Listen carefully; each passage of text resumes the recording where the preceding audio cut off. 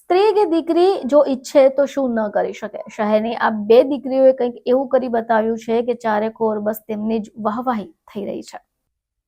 સફર દરમિયાન સરેરાશ 100 થી 120 કિલોમીટર સાયકલ ચલાવતા હોવાનું અને સતત સાયકલિંગ અને પડકારજનક પરિસ્થિતિઓ વચ્ચે 7 થી 8 કિલો વજન પણ ઘટવા હોવાનું જણાવ્યું હતું.